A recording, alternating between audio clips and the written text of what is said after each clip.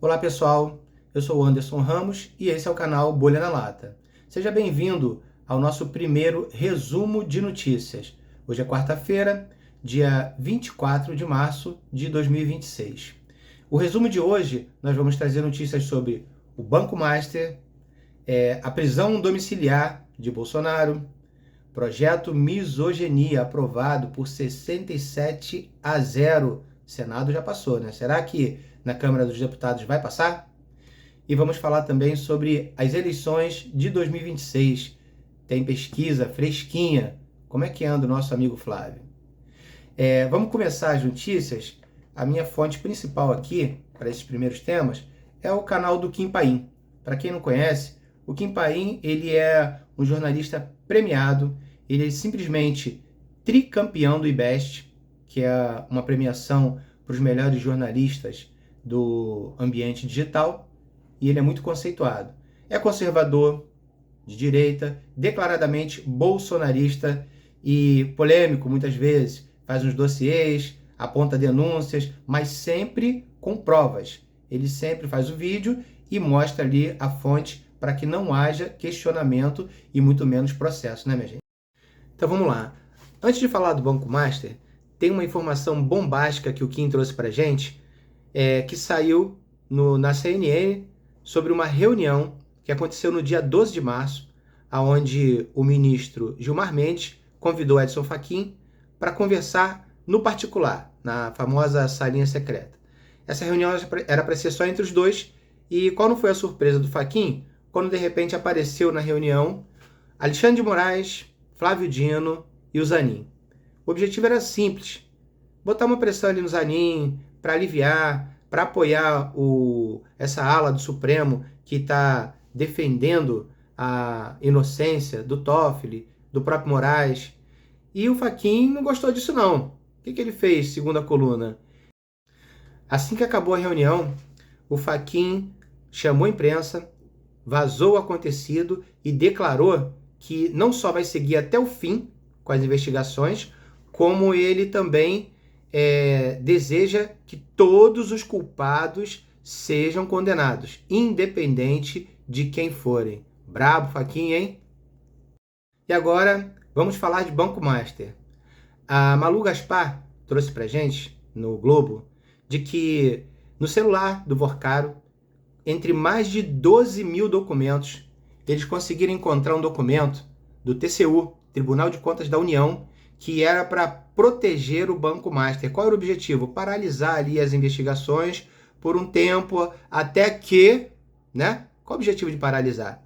Esse documento, ele estava apócrifo. O que isso quer dizer? Ele não tinha nome de quem criou e também não tinha assinatura.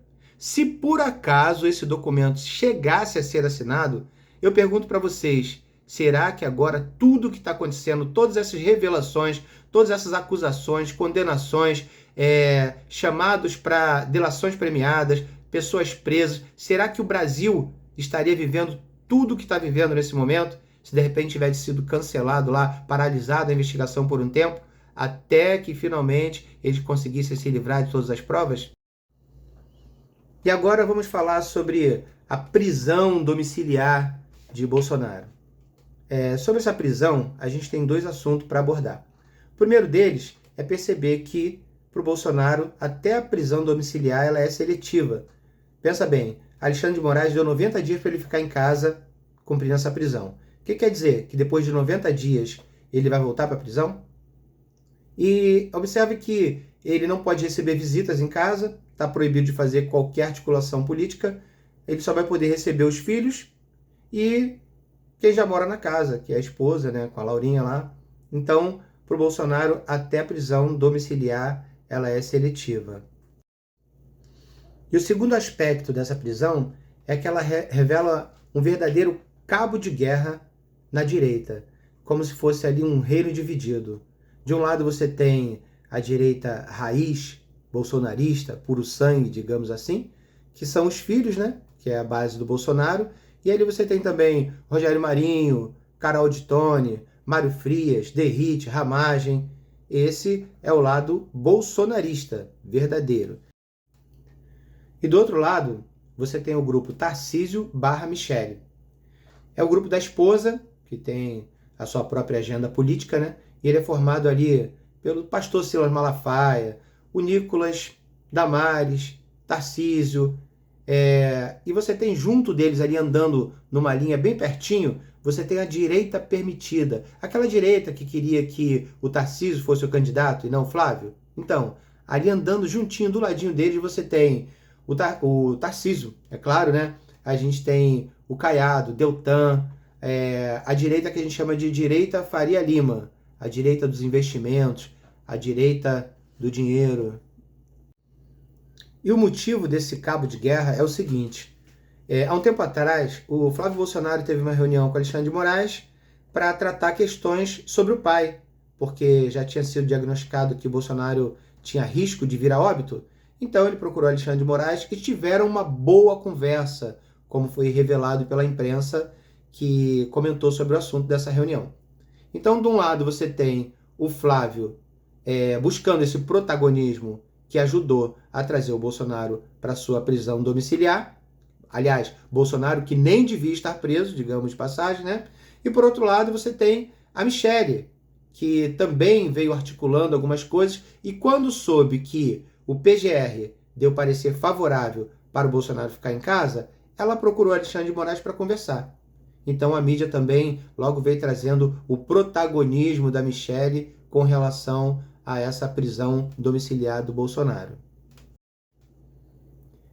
E agora, a dúvida que fica é a seguinte: uma vez que o Bolsonaro está em casa, os filhos têm acesso, o homem agora está com rede social, vai poder ver ali a televisão smart, vai poder ver no celular da Laurinha, vai saber o que está acontecendo, vai ficar sabendo quem é quem. Será que finalmente teremos um apoio aí declarado da Michele? Porque até agora ela não fez, né? Será que finalmente teremos o Tarcísio abraçando de verdade a campanha do Flávio? Será que o Nicolas vai começar a postar a agenda do Flávio, as reuniões que ele faz? Será que finalmente teremos aí uma união da direita? Fica a pergunta. E agora vamos falar desse projeto que foi aprovado pelos senadores por 67 votos a 0, que iguala a misoginia ao crime de racismo. O homem pode pegar aí até 5 anos de cadeia. É uma lei polêmica que falta agora ser avaliada pela Câmara dos Deputados para saber se vai passar ou não, mas nós temos aí depoimentos, por exemplo, da deputada Júlia Zanatta. Júlia Zanatta, que é do PL, e ela diz que é polêmico mesmo, é uma situação muito delicada e que isso aí pode mais calar os homens do que favorecer as mulheres. E o Nicolas também fez um vídeo sobre isso, maravilhoso. O Nicolas arrebentou, ele colocou pontos importantes onde as mulheres deveriam realmente ser defendidas e protegidas e que esse desgoverno não está fazendo nada por isso. Nunca foi tão alto o número de feminicídio no país. Então o Nicolas fez esse vídeo e esfregou na cara da sociedade a realidade sobre esse projeto da misoginia, que iguala a misoginia ao racismo. Delicado isso, hein, pessoal? Vamos ficar de olho. E por fim, vamos falar de eleição, porque tem notícia boa aí pra gente. O meu amigo Flávio tá chegando nas pontas e é o seguinte: o Gustavo Gaia fez um vídeo bem legal trazendo aqui alguns pontos, né, sobre como anda a rejeição do Lula. Meu amigo, o Lula tá com a rejeição lá em cima. Como é que pode uma pessoa achar que pode continuar governando o país quando 61% desaprova o seu governo? Então o Gaia trouxe essa notícia ali pra gente, e olha que foi notícia do Poder Data, hein? E vocês sabem que as pesquisas, elas geralmente tendem a prejudicar os candidatos de direita, principalmente algumas aí que são compradas pelo pessoal da Globo. Então tem pesquisas aí bem delicadas, algumas que são mal intencionadas na cara de pau. A gente lembra que na eleição do Bolsonaro, ele chegou a estar perdendo pro Lula com 10 pontos de diferença, e depois a gente viu ali no final que a diferença foi irrisória, foi mínima, né? Mínima. E aí também, A CNN trouxe matéria sobre isso também, falando que para o Lula vai ser a eleição mais difícil, porque o governo dele realmente está sendo muito questionado. Nessa mesma pesquisa do Poder Data, a Revista Oeste também fala dessa rejeição recorde histórica do PT e do Lula, né? Ela fala também sobre o empate técnico do Lula com o Flávio Bolsonaro. E, na verdade, o Flávio Bolsonaro já aparece na frente. Ele está ali a 1 ponto, mais ou menos, na frente do Lula. E eles ainda cismam de colocar o Tarcísio ali na corrida, como se fosse uma tentativa desesperada de ver se traz o Tarcísio de volta para o jogo, mas isso não vai acontecer. E aí o Lula está ali já caindo. É impressionante quando você vê a comparação dos governos. 42% da população preferia o governo do Bolsonaro e apenas 32% preferia o governo do Lula, do descondenado, né? E 23% acha que é a mesma coisa. Mas, gente, 42%, olha que o cara tem a máquina toda na mão, tem a mídia toda na mão, não teve a pandemia que o Bolsonaro teve, toda a perseguição que o governo Bolsonaro sentiu na pele, e 42% ainda sente saudade do Bolsonaro. Gente, não tem jeito não. É o meu amigo Flávio que vai voltar para fazer um governo excelente e mostrar para toda a população o que é um governo de direita. Inclusive, essa pesquisa do Poder Data, ela aponta que no segundo turno, Flávio Bolsonaro venceria o Lula com 47,6% dos votos, contra 46,6%. Um pontinho ali, e olha que isso aí é questionável, né?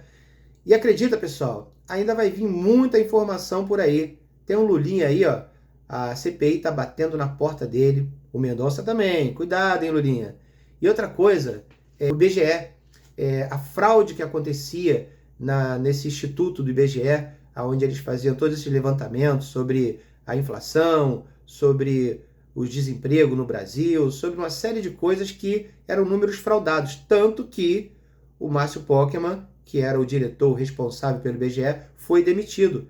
E está havendo aí um pedido até de CPI para investigar esses números do IBGE. Tem tanta coisa para vir que eu acredito que nas próximas pesquisas a gente já vai ter aí um resultado mais acelerado do Flávio em relação ao Lula e com o risco até da gente ganhar isso no primeiro turno. Então é isso, pessoal. Tinha outras coisas para falar, porque o Brasil não para, né? Tem a filiação do Moro no PL, tem a situação do Ratinho Júnior, que saiu da disputa presidencial, dizem que é por conta do Moro lá no Paraná. Isso aí vai ser bom, vai ser ruim para o Flávio? Eu acredito que vai ser bom, vai dar bom, Deus está na frente, vai dar tudo certo.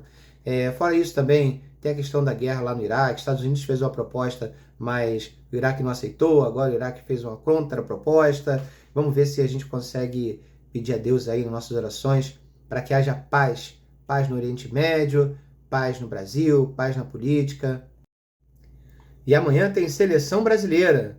Ancelotti disse que vem aí com 4 atacantes para enfrentar a França.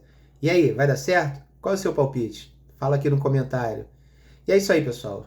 O canal Bolha na Lata é um canal para você que não tem tempo de assistir todo o conteúdo político para ficar informado de tudo que acontece, chega cansado do trabalho, perde aí 10, 15 minutinhos, fica sabendo de todas as notícias e fica atualizado, tá bom? Uma boa noite para todos. Fui! E aí, tá gostando dos vídeos? Não esquece de curtir, comentar quando puder e compartilhar, recomendar para os seus amigos para ajudar o canal a crescer. E quando você comenta, o algoritmo entende que você está achando esse canal interessante, relevante, e ele passa a recomendar o canal para outras pessoas também. Dá aquela força.